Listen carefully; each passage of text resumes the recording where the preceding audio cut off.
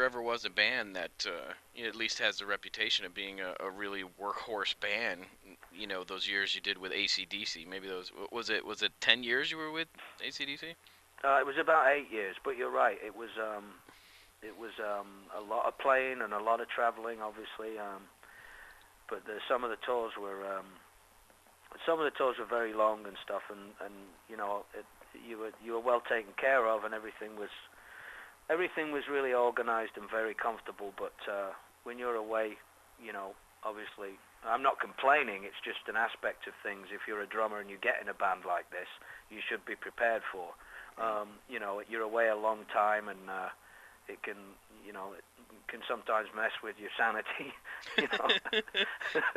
So sometimes you should to be careful what you wish for. Sometimes, I guess. Right. But, yeah, there's a hell of a lot of touring involved back then. Yeah. The reputation that they had before was just like album tour, album tour, album tour until they die. But yeah, we did do a lot of that. That's for sure. They do seem to have slowed down a little bit. I have no idea why. They were always pretty much up for it and ready to go. But I guess I don't know. I really haven't heard anything about it. It's I'm still friends with them, but I don't keep in touch with them as much as I did, obviously. But I don't know.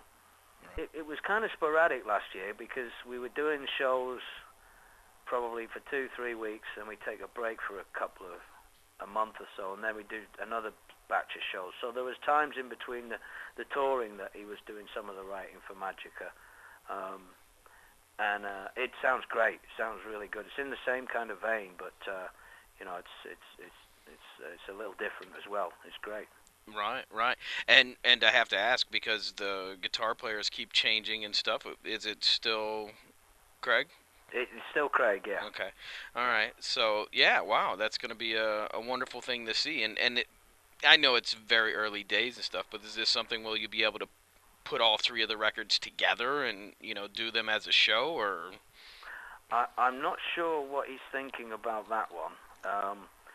That would be a hell of a show. It'd be a really long show. Right. Probably have to have an intermission in the middle of it. Right. I don't know. No, he hasn't mentioned that. I think you're right. It is early days, but it's an interesting thought. It would be good to do all three of them and present it in a really cool way too. With maybe screens and stuff, which I'm sure he's thinking about. Nothing's been talked about, obviously, but I know that he thinks about things like that, obviously. He's put Dio on hold to go and do Sabbath again. Yeah, I don't really think about it like that. Maybe I should think about it like that, but these are things that Ronnie is should do, in my opinion. Right. I mean, I think that the people, there are a lot of people around who never saw Heaven and Hell live, and when was the last time? Oh, when he did the Dehumanizer thing as well, right? Right, 92. Yeah, in 92. Yeah, I mean, I was, he's such a power unto himself, and I don't mean that in a bad way, but he just went away. But this stuff has to be done for people to see. Right. It's such an important thing. When that album came out, I remember I don't know, probably 15 or something like that. But it was incredible. I mean, it was such an innovative album that people just were blown away. And for people to get the chance to see that kind of thing again, I think it's nothing but great. It's nothing but a good thing. I'm all for it. All right, so let's jump right straight into the DVD that you have out. Was this, and I'm not sure where this came from. Did this come about because you had the opportunity because Ronnie went and was busy, or was it something that you had planned for some time? Oh no, it's the whole thing of the DVD that I've done was all of it was shot when I was on the road with Ronnie, and we were opening up for Deep Purple and Scorpions. Oh, okay. Yeah, so it's been done, and it's all good. and it's basically an overview of a drummer's life on the road, so to speak. You know, the ups and downs, the ins and outs, and all the rest of it, and not just sex, drugs, and rock and roll, but There's more than that. Yeah, there is more than that. Drummers want to know other things than that, I'm sure, But no, it just gives an overview. It doesn't.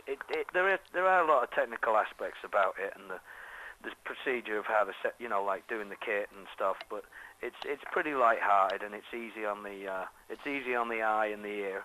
But it gives an overview of like a drummer's life on the road, in a big touring band. The things you have to put up with, and the things you shouldn't do and should do and look out for, and the ins and outs and everything. So it's a good watch. It turned out really well. I'm very happy with it, and I hope it'll be a bit of an insight to people who really haven't been on the road and would like to see what it's kind of all about. Perhaps scare off a few of the ones that aren't quite sure. Well, I go into aspects of the fact that when you do, get into a band and stuff, you've got to be committed to what you're doing. You've got to take things seriously, So anybody who just thinks it's a bit of a joke, shouldn't apply. That's my opinion, and I'm sticking to it. Right. It's not easy out there. When you get it, you've still got to work at it. I've never actually seen or heard of you doing clinics and stuff. Is that going to be a component of what it is you do in the future? Kind of pass it on the actual technical aspects of what you do? I have been offered some clinics in the past, and I haven't done very many, I must admit. I think I've done 3, but I find them a little bit unnerving. It's a very sort of surreal atmosphere. You're really being judged right in your face, and it's just a bit unnerving for me. I have spoken to classrooms full of kids and stuff, which was very enjoyable. Mm-hmm. But I've just been so busy on the road with different bands and stuff that I haven't had a chance to put together any kind of clinic tour or anything. Yeah. But maybe in the future, you never know.